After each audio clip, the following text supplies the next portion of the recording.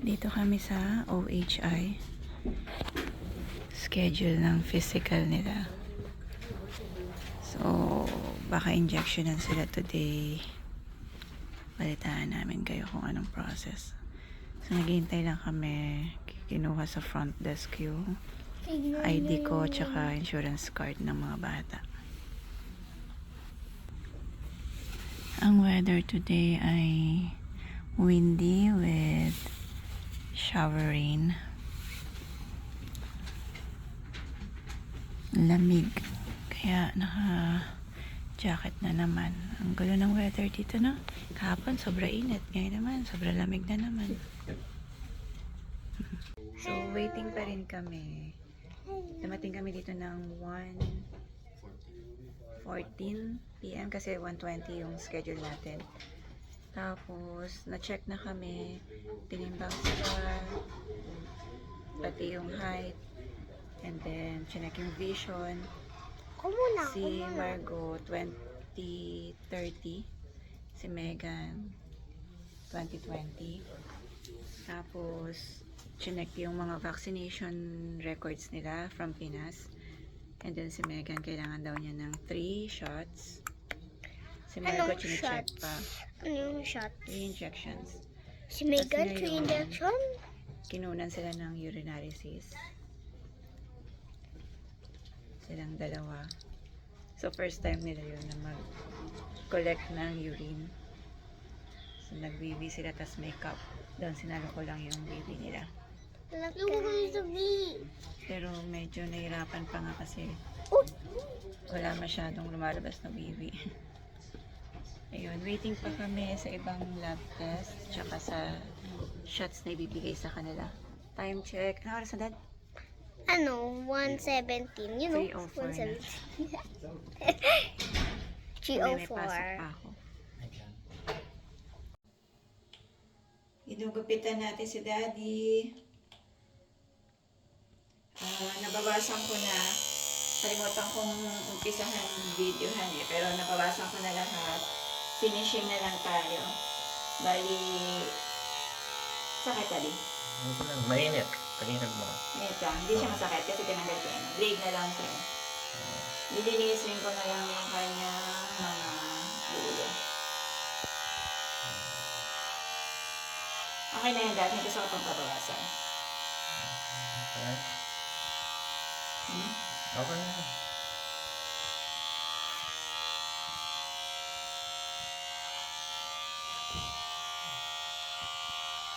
Pwede na ako magtayo ng barber shop dito.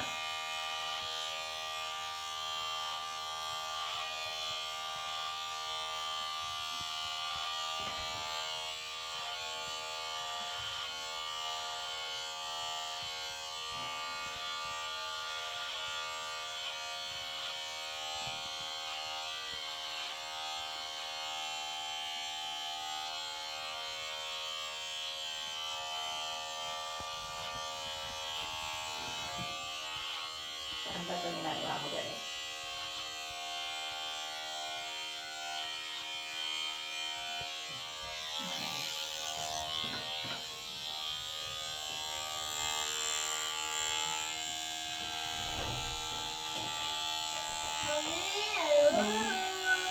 Wait, baby. Wait lang po. Gugupit kasi mami.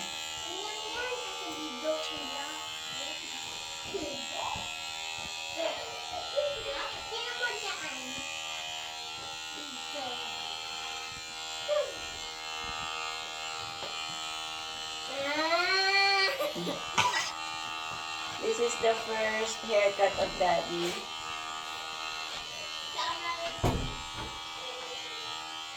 Ay, nabuhin ko pa yung mga oka. Okay.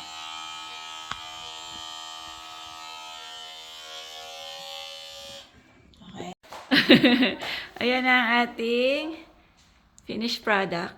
Nakatipid ka rin ng $20+ plus tip. O, diba? 20 plus ba?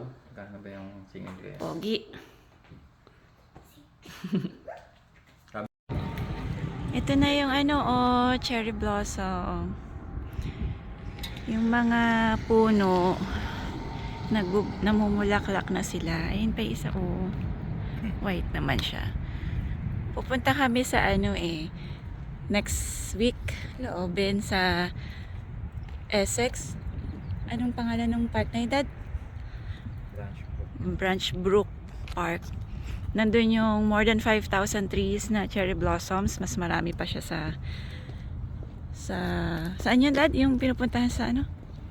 Washington. Sa Washington. Mas maganda pa raw dito sa ano. Nasa Newark siya.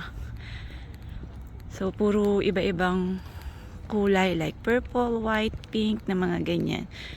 Imagine, more than 5,000 trees. Yan pala, may peak season lang sila for ano lang, 1 to 2 weeks lang silang ganyan ng kulay. Tapos, maglalagas na rin sila. Depende daw yung bilis sa hangin at saka sa ulan at saka sa init. Yan. Mabilis silang malalagas. Pag mas matagal ang lamig, mas matagal sila magstay. Kaya hinahabol lang yung yung peak ng cherry blossom, which is ngayon ang sabi hanggang ano lang April 15 ang pinaka peak, tapos mawawala na siya, mapapalitan na siya ng green kapag mga green leaves na ipapalit. So ayan, tumutubo yung mga flowers. So maganda rin pala dito kapag tumubo na itong mga to, no? Marami-rami din to. Nag-brisk walking kami ni Daddy. Nagpapaaraw, tsaka exercise. Silipin mo ngayon dalawa.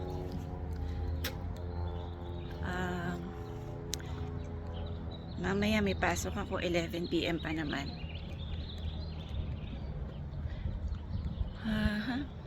Mahangin, may araw, pero malamig. Ngayon pala ay ano pa rin ng mga Jew, yung Passover na holiday nila.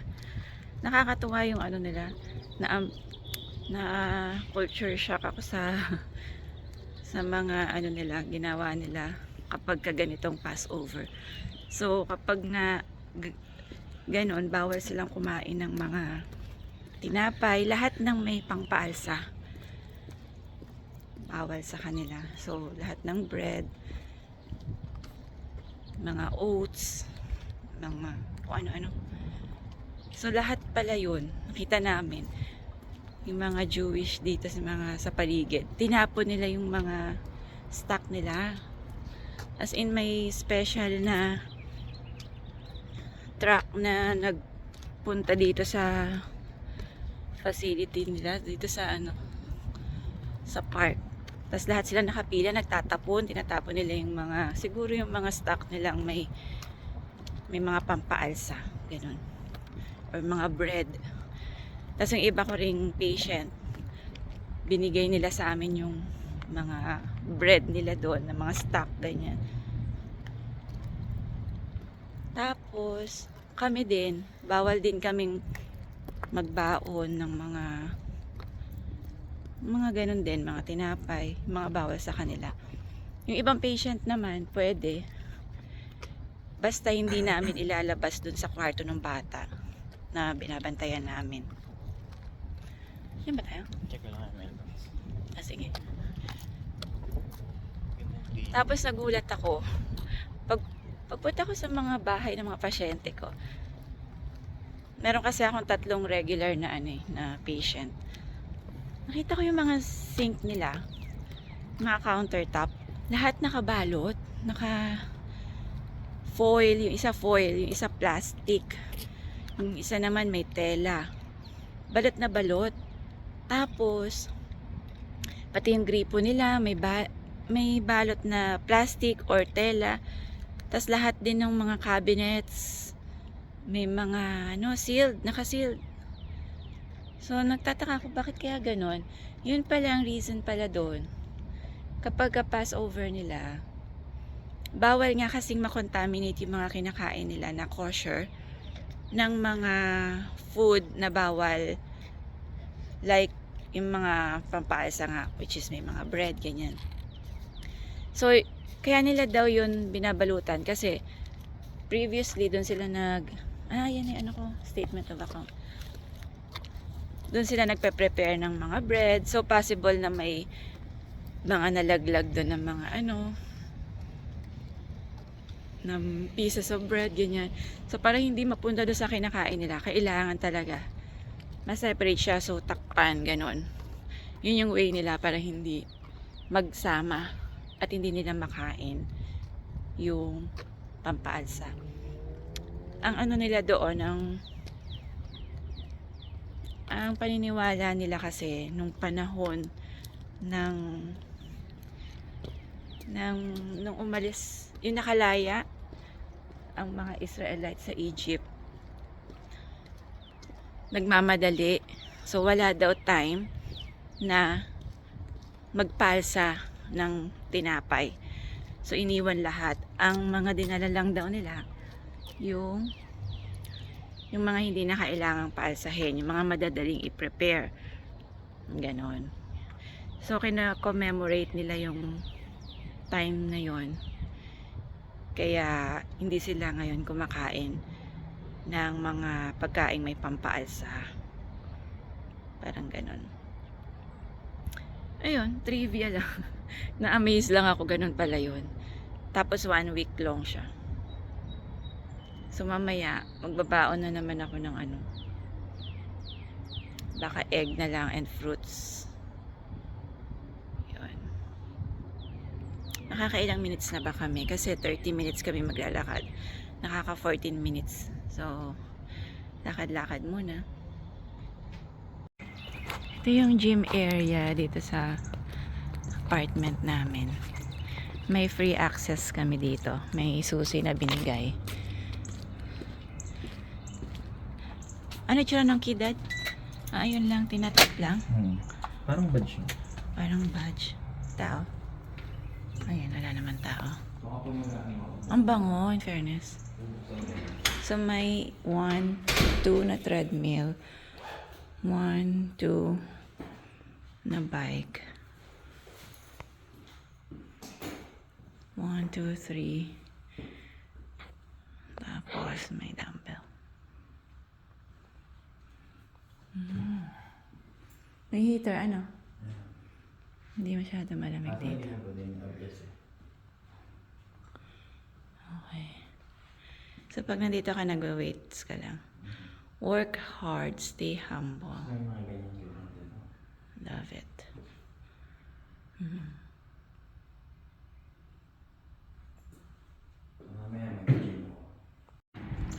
May Amazon delivery. May tayo may in-order ako na darating ngayon. Yung clear bag nila sa school. Ang required kasi dito ang bag ng mga bata clear para kita yung laman.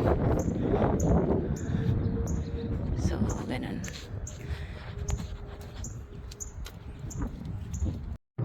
May ganito pala dito sa aming vicinity, car wash. Use at your own risk. Disposal, return hose. Turn water off at hydrant. Limit use to 30 minutes per wash. Alam mo ba yan gamitin? Aralin nyo ni Russell. Ayan, nag-notify na sa akin na dumating na daw yung Amazon, na deliver na daw. Check natin. Ito na siya. Ayan, ilalapag lang nilang ganyan. Tapos may picturean nila.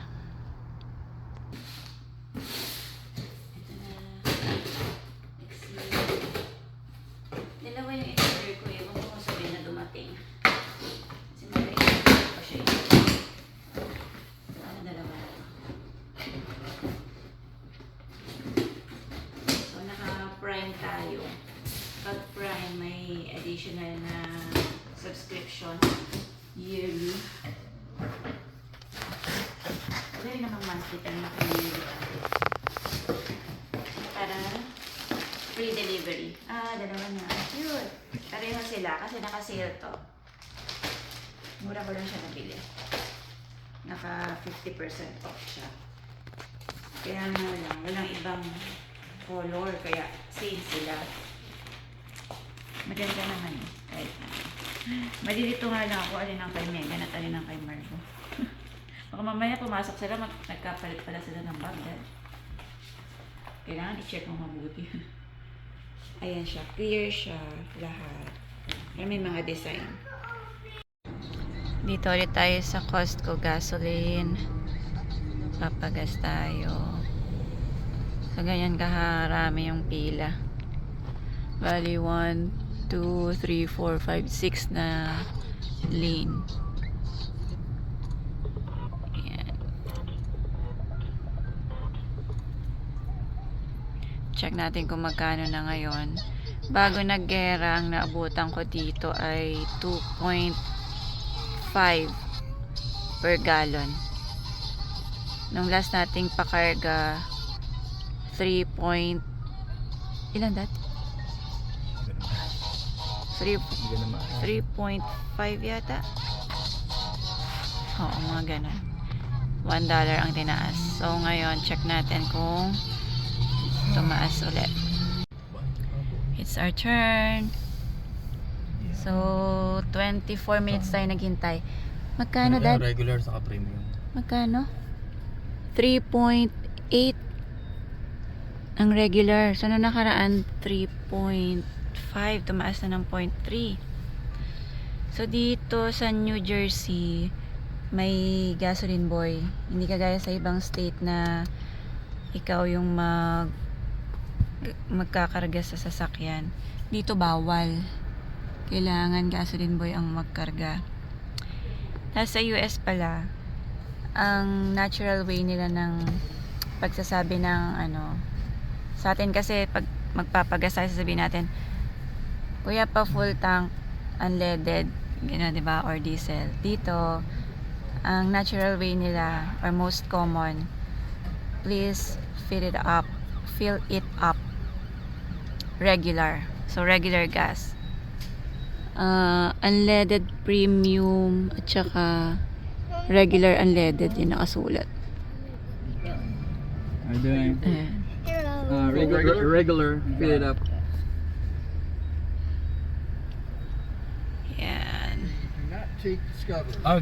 Pagka nagpagas pala, ibibigay yung membership card tsaka yung pambayad, which is credit card or debit, pwede rin. Hindi sila dito nag-accept ng cash. You go for regular? Okay, so ang fill up natin ay 48.45. Ilan yun? 12 gallons. 12.5. Nung nagpagas tayo, below 1/4 na eh. So, let's go to Aldi to have some groceries.